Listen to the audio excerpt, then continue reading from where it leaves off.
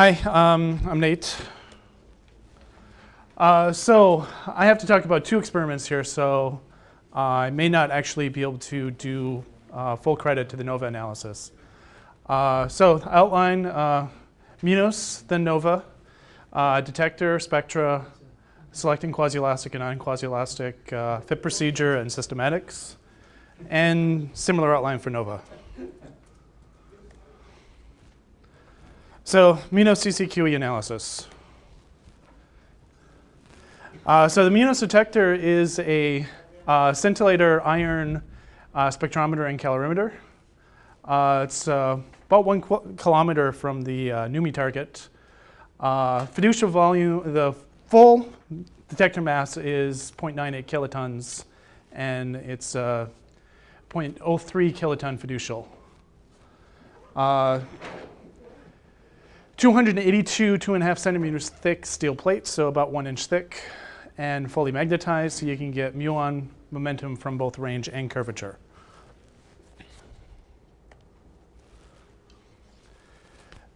So this is what a neutrino event looks like in the MINOS detectors. It's actually pretty similar for the NOVA detectors, although the NOVA doesn't have the steel plates.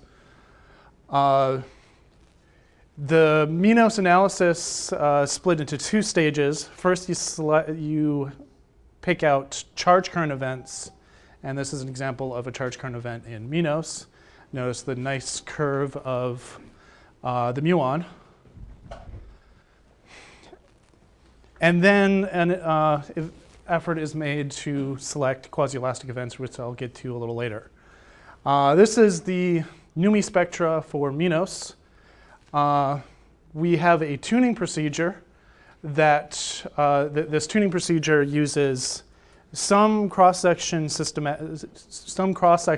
parameters along with a bunch of geometry parameters, and we attempt to fit the full charge current spectrum using multiple beam configurations to try to separate detector and cross-section effects from beam effects.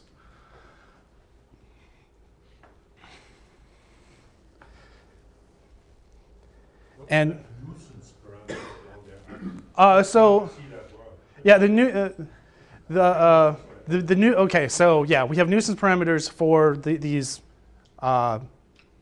the beam effects. There's beam optics, so position of the target, position of the horns, cross-section energy scales. So these are the detector and cross-section effects that I was talking about. So whatever you don't understand, you put into some parameter? Pretty much, yes. The beam effects are, I mean, we measure it in situ with survey equipment, and then there's an uncertainty associated, and we let that float, and that's the nuisance parameter, and that's what constrains the nuisance parameter.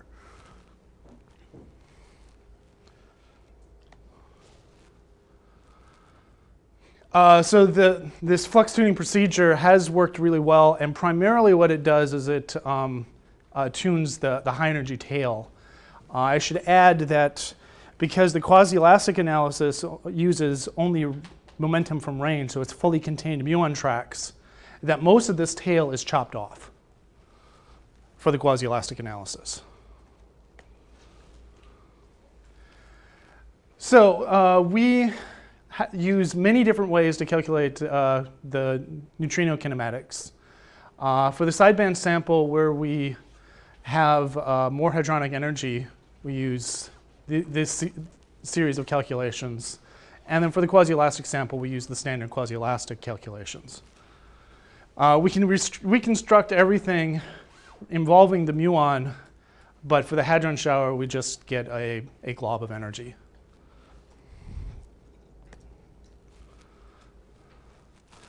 So, as I said, we have some sideband samples, which are the non-quasielastic background samples. And we use some simple kinematic selections using reconstructed quantities motivated by how different models are joined together in the MC. And these are designed to isolate different interaction types, resonance and DIS, that are backgrounds in the signal sample. And then we tuned the modeling of these parameters by comparing data to MC.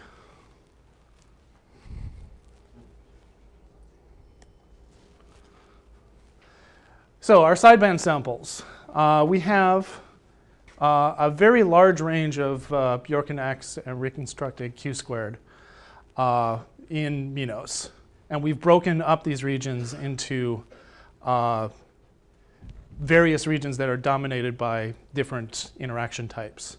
We have this delta N resonance enhanced sample, which is hadronic energy greater than 250 MeV with reconstructed W less than 1.3 GeV.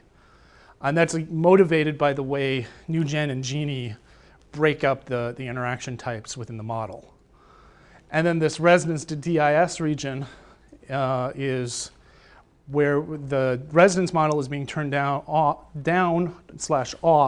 and DIS is being ramped up, again in W. And then greater than 2 GeV is exclusively DIS. So what we use these background samples to tune is the model of the low Q squared region, which is really poorly modeled. So we have these two samples that are dominated by non-quasielastics. Here, the quasielastic is shown in black. So both of these are mostly non-quasielastics. And we use these two samples to fit for this low Q squared region.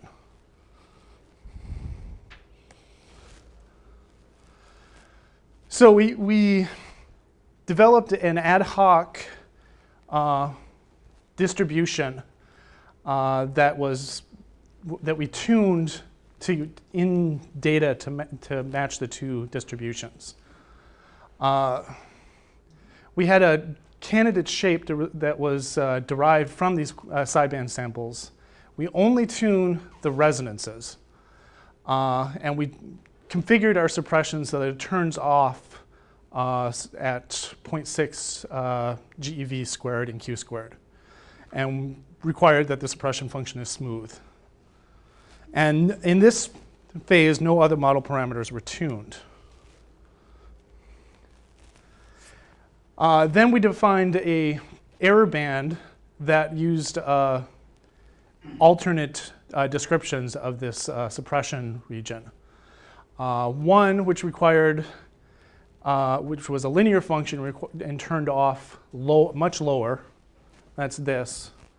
And then another function that turns off at higher Q squared, which is this band here. And then we also considered effects from when constructing this error band that included other systematics, like the muon energy scale, hadron energy scale, migration of DIS events, and other model parameters such as final state interactions. And those are all combined in quadrature to produce the given error band. Do you have any physics interpretation of this? No, we do not attempt any real physics interpretation of this, just that there is, low Q squared suppression is needed in both single pion type samples and quasielastic samples. So now that we've characterized the non-quasielastic samples, we can move on to characterizing the quasielastics. One of the physics motivations I should add is that Miniboon saw a similar effect, and Miniboon also didn't attempt a interpretation. We approached it differently, but it was a similar effect to what Miniboon saw.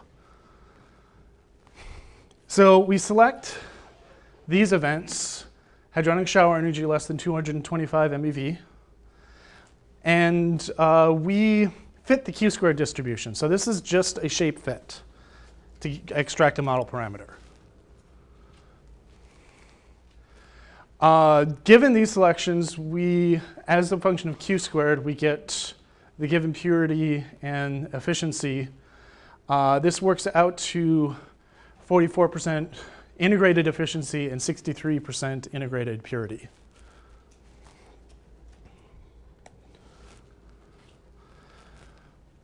So we in our fit, we have three nuisance parameters: the muon energy scale, resonance axiomass, and a K-Fermi parameter which is similar to Mini-Boon's kappa. It's a small effect, and the exact values don't translate well between the two. This is actually probably not far from Mini-Boon's final kappa parameter, which was very close to 1, I believe. And so this shows our... In addition to your Q-square suppression parameters? For resonance, yes. We have a Q-squared suppression factor for resonances that's only applied to resonances. And then we also see some effect in quasi-elastics, but when we include the resonance suppression, a lot of that goes away. So we're making the claim that it's mostly in the resonance and not necessarily in the quasi-elastics. I'm confused. Is K-Fermi, the 1.9, which sample is it applied to? That's applied to quasi-elastics only. But you just told me that. No, there's two different suppression functions. This suppression is only applied to resonances. Then we apply using the momentum distribution on the recoil proton, the Pauli suppression, to the quasi-elastics, and that's this. They're different parameterizations, but they're both applied. And But the quasi-elastic doesn't have both, it only has one. Yes, and this is a 10% effect. The resonance is quite a bit more. It's a 40% effect. This is very one-sided. Does it have to do with delta n going to an n? Which only goes one way. Say that again? So, for example, in Gini, we don't have scattering of deltas. Delta interaction with neutron, going to neutron, neutron. That will give you pileless delta decays. This is something which is included in analysis or something. Does that have something to do with that? Well, Is this suppression we- related to that? this is entirely data-driven, and we're just trying to describe the data. We haven't attempted an interpretation of it. Where does this error band come from? Oh, the error band comes from, so the error band comes from alternative schemes for applying the suppression, alternative schemes for where the cutoff is, and then these parameters. Can I answer that? Mm-hmm. So when we explored this in Mini-Boon, the fact that we don't get the Q-squared distribution right for resonance events, it was Jarek Novak who tried to do some work to understand what was underlying physics we weren't getting right. He upgraded the form factors in the Ryan-Segal model, which I believe he imported into Gini, and that went a long way to fixing up some of the Q-squared discrepancies in the resonance region. It was Yeah, just plain old regular. He had a Oh, this is all proceeding. Ryan-Segal? No, What he, you're seeing here? I mean, This this is is, right signal. my God. the resonance model is Ryan-Segal.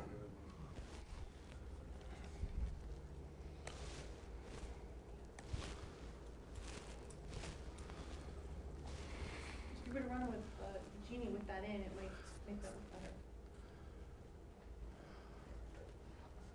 So we also did an alternative fit where we cut out the low Q-squared region entirely.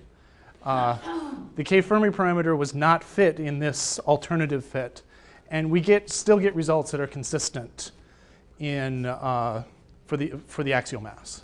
So we did this as a cross-check. Okay, you made this very nice distinction on your earlier plot. You had this suppression factor for the resonance plot as a true Q-squared. Mm-hmm. Here you have this reconstructed Q-squared. The two of them don't have to be the same. You're right. But the suppression function is applied based on true Q-squared, That's right. because we know it in the Monte Carlo, and it's applied to the Monte Carlo. Yeah, and then what I mean then is the left-hand comparison maybe doesn't mean much because you're comparing data as a function of reconstructed energy with a curve calculated as a function of true energy. Of true Q-squared. Sorry. I assume that's something you're doing. So as soon as there is a difference between true Q-square distributions and reconstructed Q-square distributions, one has to be, it's tricky again. Yeah, you're absolutely right. And one of our latest major systematic efforts is understanding how that the migration between reconstructed and true happens. Plays a big role just as Yes. smaller Q-square. We showed that for the T2K flux, and it's just a little smaller in the peak region. But That's the major. they always using the analysis result or simulation result. That's right, and always. the output should be the same. That's or right. same. So they apply all the analysis code Yeah. after the simulation, so the reconstructed Q-square should represent. That's also true, but there can be some model differences between the way you migrate in Monte Carlo between what you know is true and what you reconstruct. That's And what he's saying. He thinks you're plotting true Q-square for Monte Carlo. And no, that's not what we're doing. No, it's always the same. Then you have to have full matrix. Okay. So this is the MINOS final fit results, and we have here a table of systematic uncertainties. Our biggest systematic uncertainties are the uncertainty in the hadron selection cut, and the reason I say uncertainty, it's not an uncertainty in the value of the hadron energy.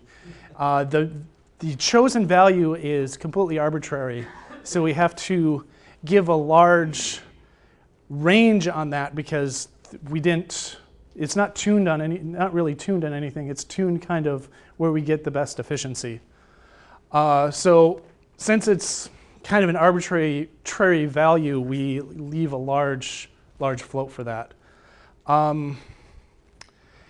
And this is our next major source of uncertainty, which is the muon angular resolution.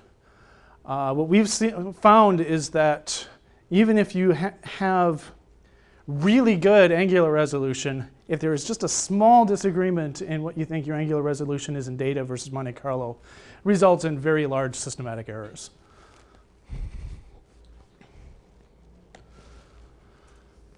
So now I'm going to move on to the NOvA analysis. So this analysis was done using the NDOS, which was a prototype detector. The prototype detector was a prototype, so it was essentially run entirely in a commissioning mode. Consequently, it was never fully instrumented. There's a config 1 and config 2. Most of the data was taken in config 2. I think it was 6E18 POT. This is 10E18 POT, and this is 6E20 POT or something like that.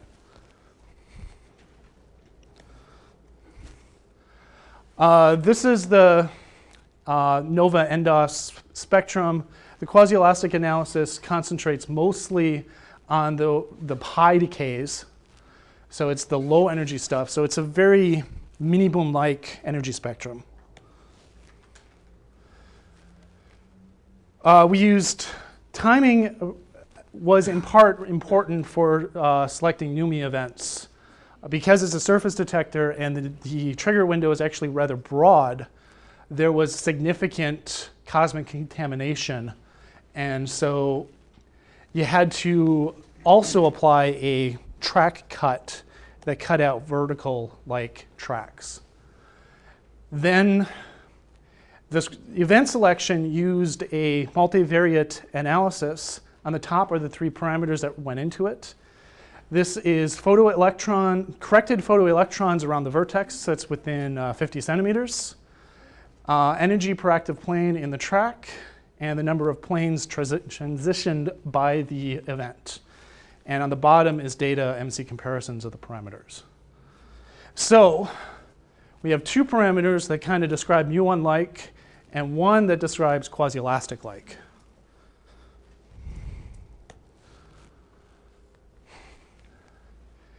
The distributions, the energy and Q-square distributions were then unfolded back to true with efficiency corrections applied. Like I said, I'm not really doing this analysis much credit here. This was one, I have to rush through it now also. This was an analysis done by one graduate student on NDOS, and there were a lot of difficulties associated with this. So this is Sam's plot with NDOS added to it. The light blue is data taken in the config 1, so it's just this one point, and the dark blue has more points. The 4 numbers there? Yes, there's 4 points, blue, blue, blue. This is the config 2, light blue is config 1. There's two major systematic uncertainties. One is the flux, and the other is the unfolding. The flux uncertainty is on the order of 25%, and the unfolding, which includes statistical errors, is also on the order of 25-30%. The uncertainty for the flux was taken by comparing two Monte Carlo simulations. That's the Flug simulation that the NuMI people, MINOS and NOvA, mostly use, and then a straight JONT4 like what Minerva uses. Do you have any idea why all your points are significantly lower than the other ones? Well, keep in mind, well, first off, this point crosses the Gini line. And they actually, most of them do except for this one. And there's large uncertainties associated with this analysis, because there's maybe 300 events total in the analysis. The selection's also a bit different, right? I mean, Yeah, I got my table up too. So I'm going to move on to the NOvA table first. So like I said, the selection is one muon with this multivariate ID. So it's actually one track, and the multivariate ID both picks out the muon and the quasi-elasticness. right, so it excludes events with a proton track. Yeah, well, it requires one and only one track. Right, so if the proton were instead of to produce a track, it would not be included in this. Yes, that's true, but it's also true that there were very few two-track events in the entire NDOS run. I'm sorry, this is not accurate. That's a typo on my part. It's CH2. It's mineral oil. There was a vertical track angle cut that was defined by slope greater than 1. Absolute value of the slope greater than 1 in the vertical direction, which translates into approximately, because this is just vertical, a specific cut on the muon angular range of muon scattering angle of about 45 degrees. Again, sorry, this is another typo. This should be Gini with Smith-Monet's relativistic Fermi gas and a Bodick-Ritchie tail.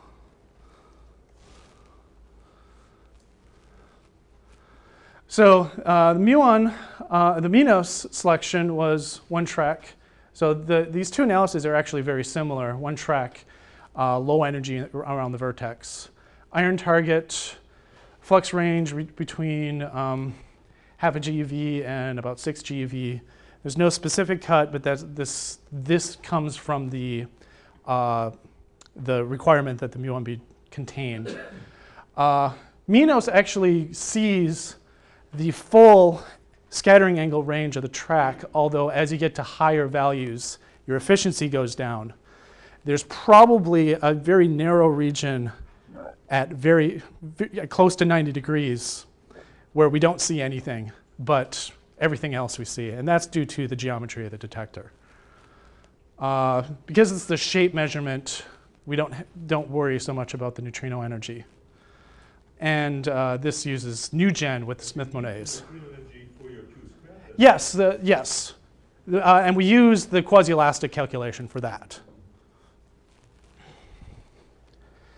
One more point that I want to make is I was asked to put together a table on the NuMI flux generators. MINOS, NOvA, and Argonaut all use pretty much the same thing, which is this Flug package, which is a combination of JANT4 geometry and Fluka hadron production. And Minerva is the lone wolf and just use straight up JANT4. I have backup slides and the summary. So MINOS, we have a shape fit to the Q-squared spectrum. Iron target, we're currently the only real iron target out there, although Minerva is coming up with that. And we'd put a significant effort into characterizing the non-quasielastic background. The NOvA measurement is a cross-section measurement with large statistical uncertainties and large uncertainties on the flux, which we're trying to hammer down in a more, at least formal manner than compared to generators. And I want to add that I have backup slides. Those slides came from the Argonaut and Minerva people. It's just the slides that they sent me on the flux. I can flip through them if people want to see those. But I don't feel qualified to speak on those experiments. Okay, thank you, Nathan. So I have one question. So you pointed out the difference in the generators. Mm-hmm. So basically we see from this flux systematic in the NDOS analysis that there's a 25% difference Yes. between the two? Between a straight J4 Yes. and a Flug. Yes, that is correct. Does that mean there's a 25% difference between the flux assumptions? And I went over the position paper that this graduate student wrote, and it wasn't clear to me how that, I think that's done in another study that made it into her position paper. Jerry, you have a question? Yeah, there was a thing you called, I think, neutrino energy smearing that I didn't quite understand. Where? It occurred in one of the slides where Was it the NOvA or? like a multiplier? It was 0.99 something, and then plus or minus some numbers. Oh, energy scale uncertainty. Oh, the energy scale uncertainty. Oh, okay. So what that is it's the scale and the muon energy, the reconstructed muon energy, and so 0.99. Basically, it means that according to our data.